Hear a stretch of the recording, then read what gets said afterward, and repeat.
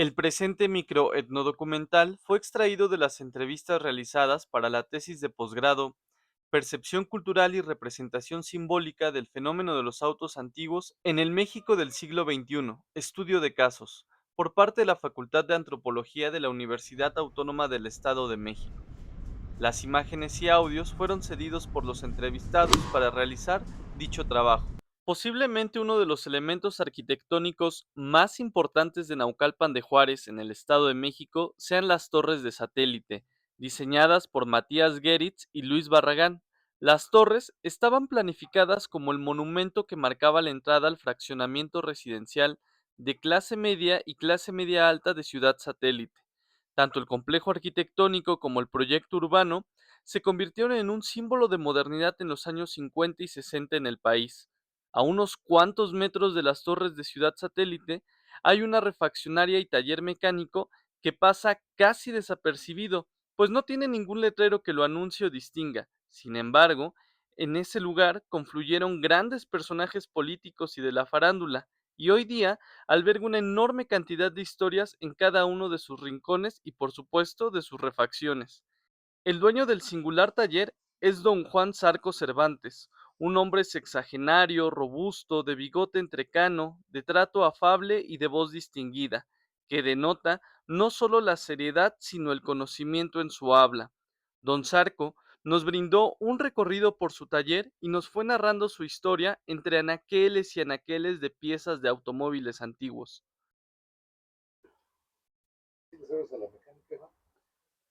Pues no te voy a decir que soy un experto, pero sí, desde que tenía yo 8 años estoy aquí metido. En la mecánica, bueno, pues lo aprendí de chico por mi padre, que fue el que él inició su negocio en 1960 y ya aquí en este local desde 1969. Tenía yo 3 años cuando me metió aquí ya al negocio de la mecánica. Y en el 2000, por azares del destino, me dediqué ya a las refacciones de autos antiguos. Mi padre fue mecánico de oído, por necesidad. Él no estudió nada de mecánica. Se dedicó a la mecánica muchos años. Primero empezó por necesidad, ya después le gustó y le investigó, pero nunca agarró un libro de mecánica. Él veía cómo venían las cosas y decía a él, si un ingeniero ya se quemó el coco para diseñar y fabricar, tú nada más fíjate cómo viene armado y cómo funcionan las cosas, ¿no?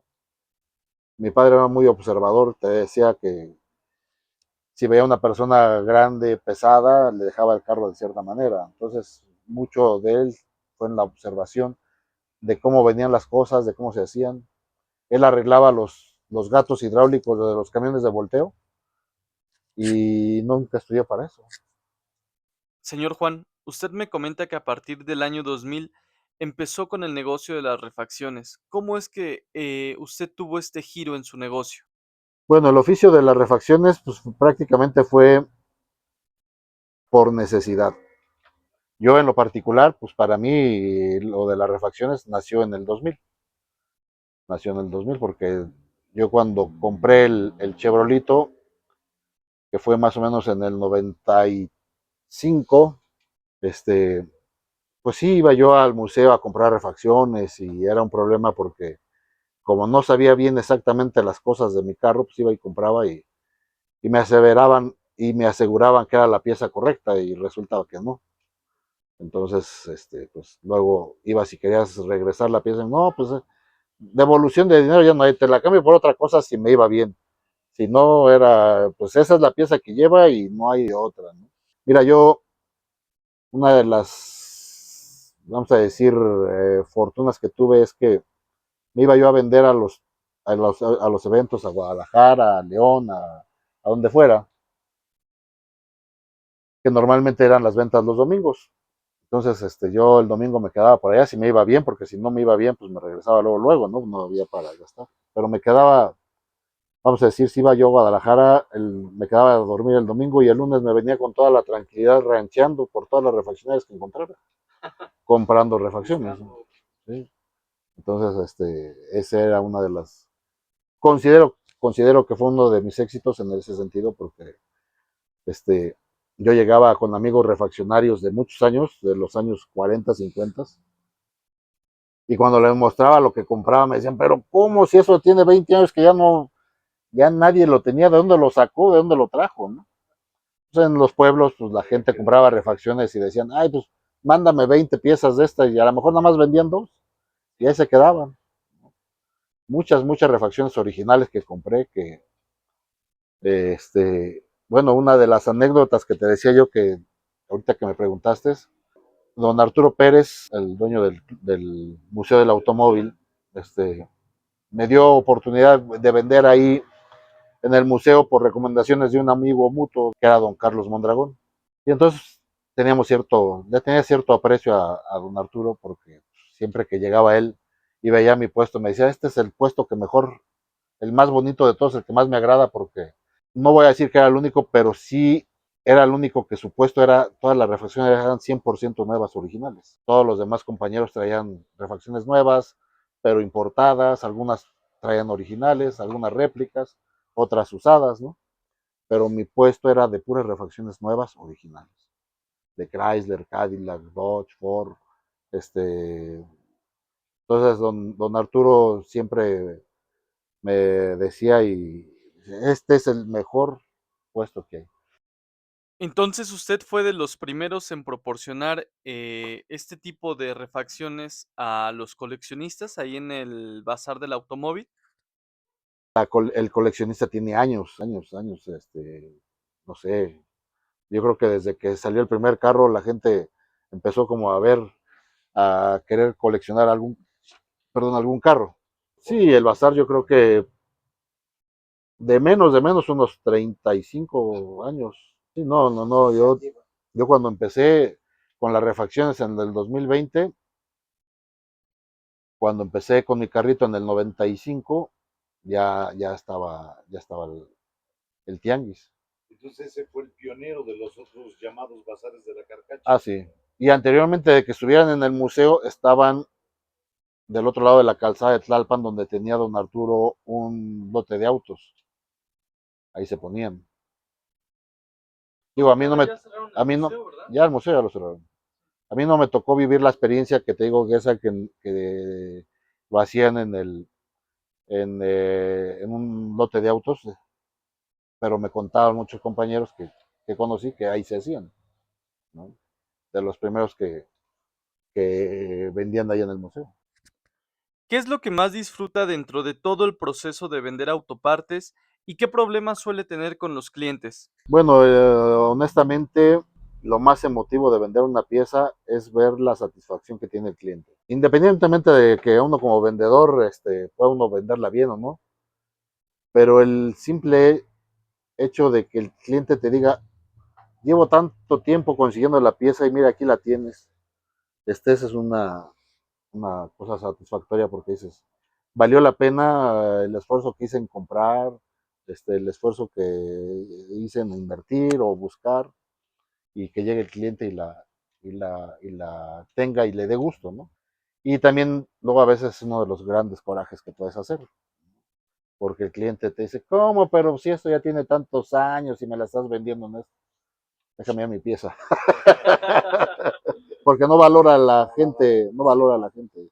Es como todo, a quien no le ha tocado sufrir, se le hace muy fácil el venir conmigo y decir, si tú aquí lo tienes, ¿no? Pero a quien le ha batallado para conseguir las refacciones es una alegría decir, es que vengo contigo porque tú me lo vas a resolver, porque no, yo sé que si no la tienes, sabes por dónde mover y conseguirla, ¿no? Entonces sí yo tengo clientes que así con la confianza me dicen, vengo contigo, arréglamelo, y si yo le digo 2 pesos, 3 o 10, no me repelan un peso. Pero en la actualidad, ahora la gente nueva, pues se les hace fácil cuando llegaron conmigo, porque dicen, pues la tienes, ¿y por qué tan cara? Pues si en tal lado está más barata.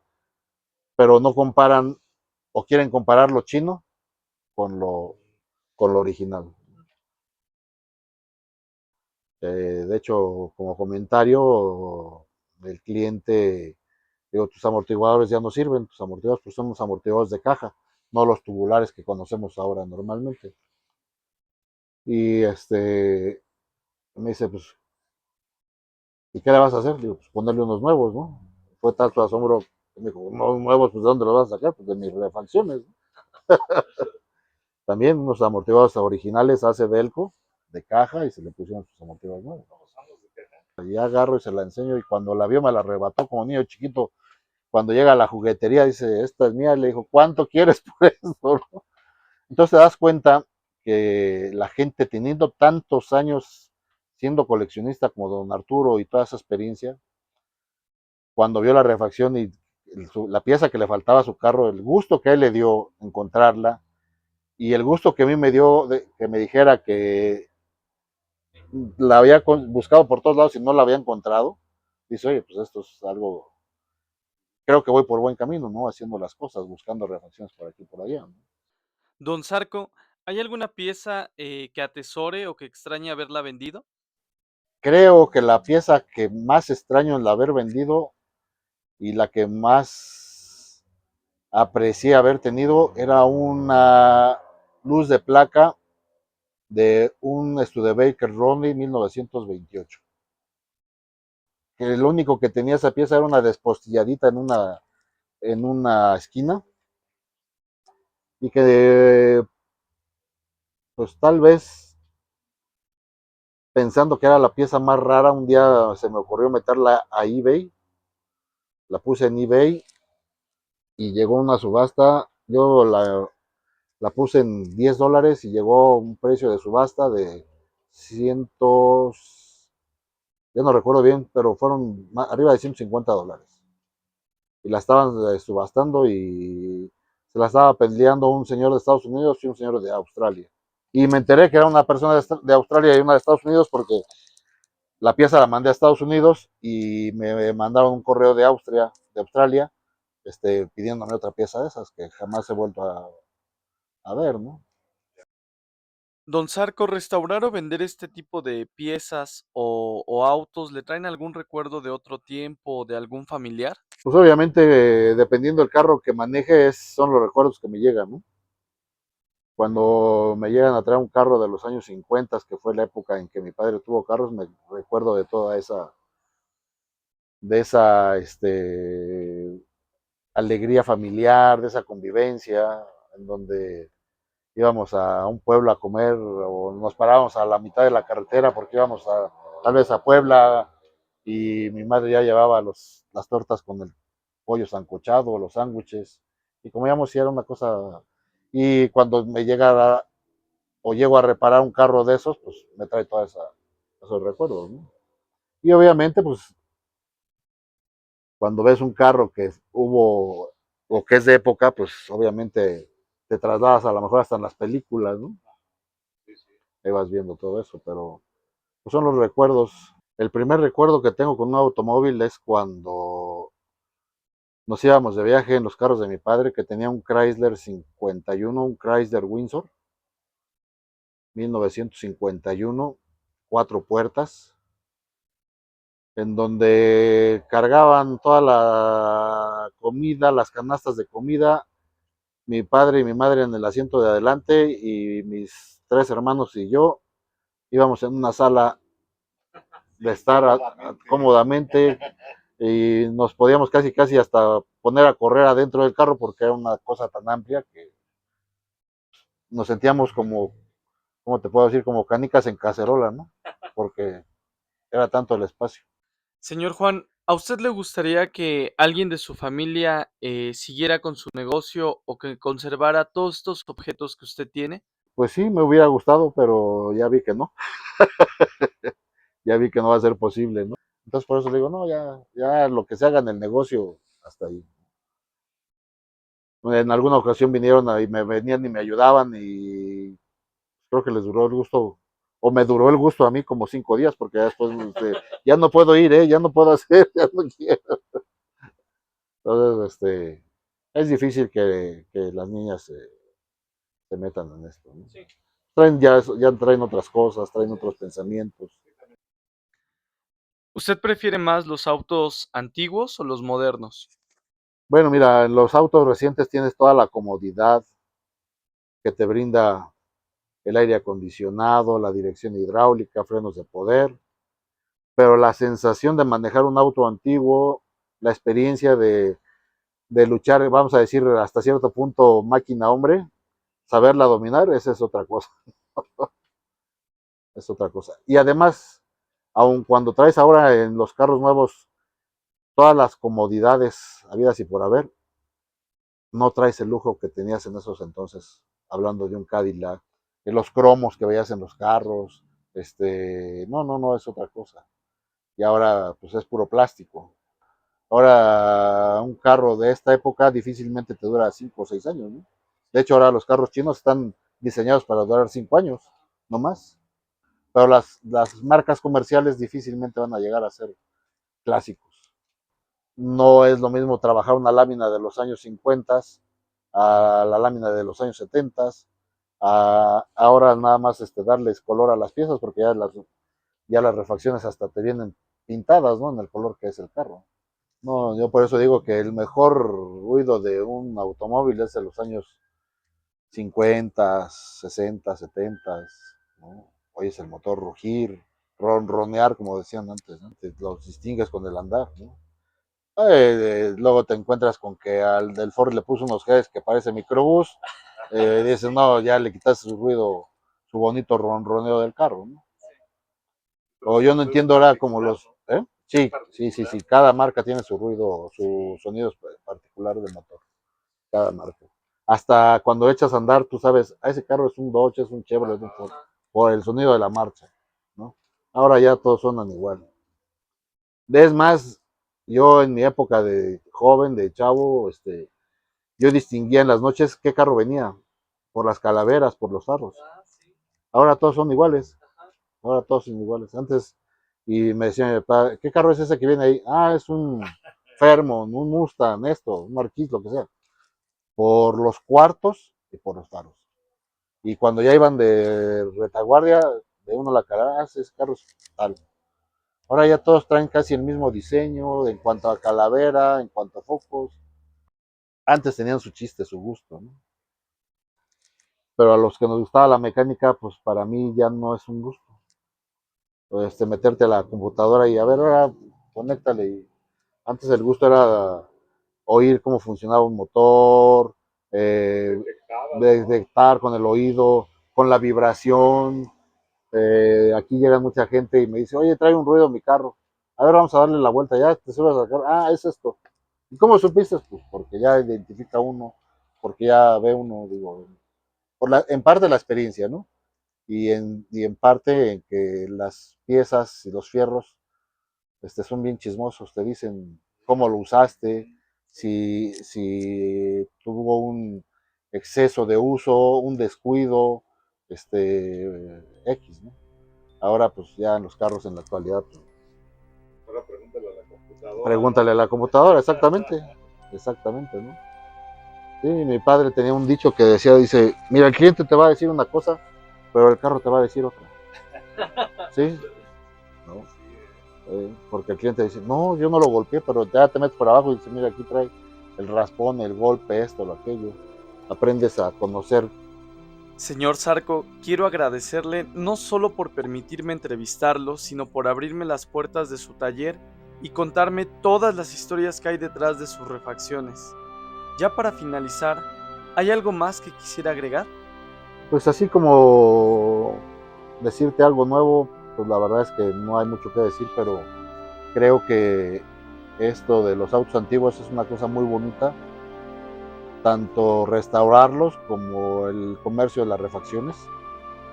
Te deja mucho sentimiento placentero en ese sentido porque restauras un carro y a final de cuentas dices, le di vida nuevamente a este automóvil, ¿no? Espero que la persona que lo llegue a tener cuando ya no esté yo, pues lo sepa disfrutar, ¿no? Y mantener igual en las condiciones.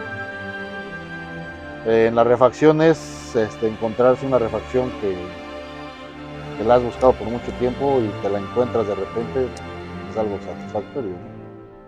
La gente siempre quiere conservar su historia, y hay gente que ve la historia en los autos, hay gente que ve historia en otras cosas, pero siempre ha habido como que ese gusto. Ahora, el gusto que me da es que la gente joven, de 18, 20, 30 años, se paren y te digan, oiga, qué precioso carro, ¿no? La gente de mi edad, pues, te cuentan las historias de lo que vivían y de lo que vieron. Y ahora considero que la gente o los jóvenes admiran más, se asombran más por los carros.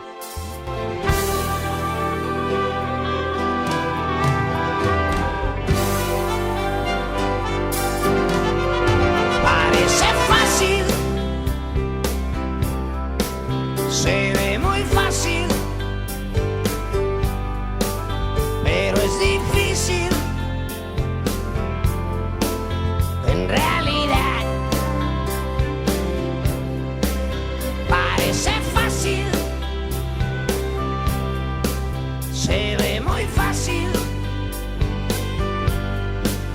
pero es difícil. En realidad,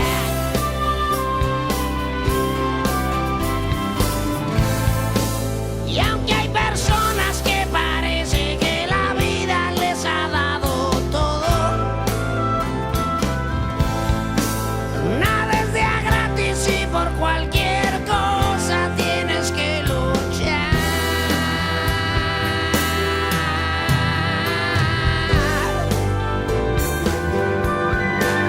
Pues se ve fácil,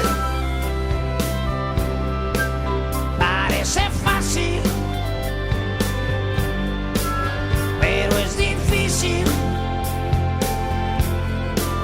En realidad, wow.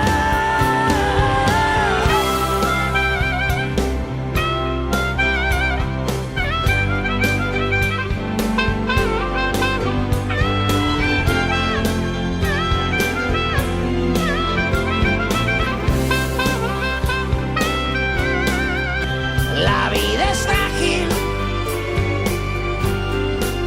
y en un instante se puede acabar.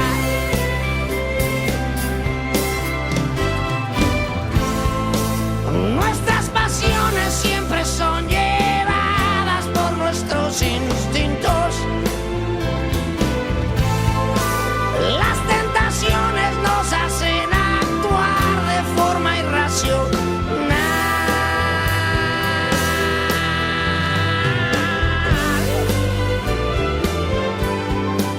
Y es que uno es frágil,